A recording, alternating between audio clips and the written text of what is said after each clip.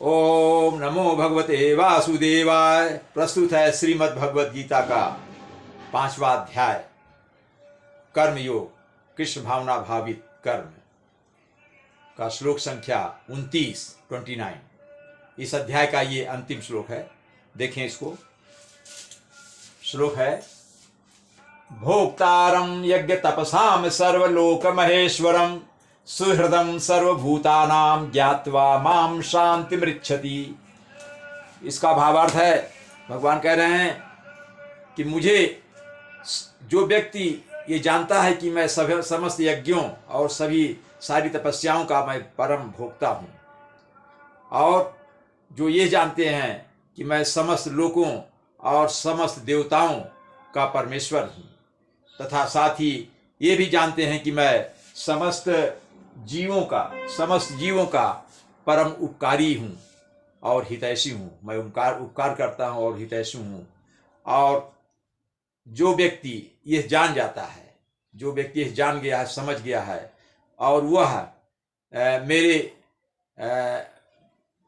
भावनामृत से पूर्ण पुरुष को भौतिक दुखों से शांति मिलती है। जो ये जान गया है और जो भावनामृत मुझ में भावना भावित होकर जो मेरे साथ लगा हुआ है और मुझे अपना परम परमेश्वर समझता है, तो वह व्यक्ति भौतिक सुखों से शांति प्राप्त कर सकता है। ये इसका अर्थ है। शब्दों का अर्थ देख लेते हैं। भोक्तारा मतलब भोक्ता। यज्ञ तपसाम में 2 शब्द हैं। यज्ञ तपसाम समास है, संधि नहीं है इसमें। यज्ञ और तपस्या के। सर्वलोक महेश्वरम, इसमें भी यहाँ संधि है, और ये सर्वलोक महा। सर्वलोक जो कहते हैं महा यहाँ आ गया, और यहाँ पर संधि है। महा प्लस ईश्वरम। सर्व मतलब समस्त लोकों, और क्या समस्त लोकों का। महा ईश्वर मतलब परमेश्वर। महाईश्वर मतलब परमेश्वर, सबसे ऊंचा हूं। सुहृदम मतलब उपकारी हूं मैं। सुहृदम मतलब पर उनका उपकार करने वाला हूं। सर्वभूता नाम, सभी प्राणियों का। सर्वभूता नाम में 2 शब्द हैं, सर्व और भूता नाम। सर्व समास है यहाँ। सभी प्राणियों का। ज्ञात्वा मतलब जानकर। क्या जानकर? सुहृदम उपकारी। किसको? मुझे। माम मुझ कृष्ण को। मुझे सभी प्राणियों का उपकारी जानकर। शांतिम में 2 शब्द हैं। शांतिम रिच्छति। शांतिम प्लस रिच्छति। शांति रिच्छत मतलब प्राप्त करता है। ऐसा व्यक्ति जो मुझे ये जानता है कि मैं सभी यज्ञ और तपस्याओं का भोक्ता हूँ, और सभी लोकों और देवताओं का मैं परमेश्वर हूँ, और मैं सभी प्राणियों का उपकारी हूँ, ऐसा व्यक्ति जो जान जाता है वह शांति को प्राप्त होता है। ये इसका अर्थ है। देखिए, 5वां अध्याय समाप्त हुआ। भगवान इसमें कृष्ण भावना भावित कर्म की बात की है। कर्म योग यानी कृष्ण भावना भावित कर्म। उनका कहना यह है कि हर जो भी प्राणी मुझको परम ईश्वर मानता है, और जो क्रोध और इच्छाओं पर, इसमें मुख्य रूप से क्रोध और इच्छाओं के दमन की बात कही गई, इंद्रिय निग्रह की बात कही।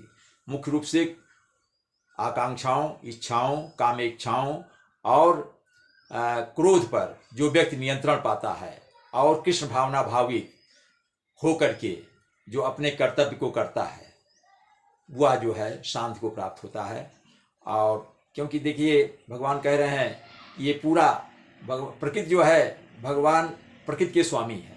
प्रकृति अर्थात माया, उसके भगवान स्वामी है। और मनुष्य प्रकृति के गुणों से बनता है। मनुष्य की रचना, मनुष्य का जो निर्माण होता है, मनुष्य जो है वो प्रकृति के गुणों से उसका निर्माण हुआ है। वो मनुष्य जो है प्रकृति के नियमों से चलता है। बद्ध जीव जो है वो प्रकृति पर आधारित है, और भगवान प्रकृति के स्वामी हैं। प्रकृति के स्वामी हैं, और सभी देवी देवताओं, इवन ब्रह्मा और महेश से भी ऊपर हैं, सबके स्वामी है, सब उनके नियंत्रण में है। और जो व्यक्ति जानता है कि भगवान सब जगह हैं, और भगवान कहना यह कि कोई भी वस्तु, सारे पदार्थ मेरे हैं। आप मनुष्य जो है वो माया के मुंह में फंस कर सोचता नहीं मैं इसका स्वामी हूँ, मैं इतने क्षेत्र का स्वामित्व है मेरे पास, मेरी इतनी संपत्ति है, ये गलत है। सब मेरा है।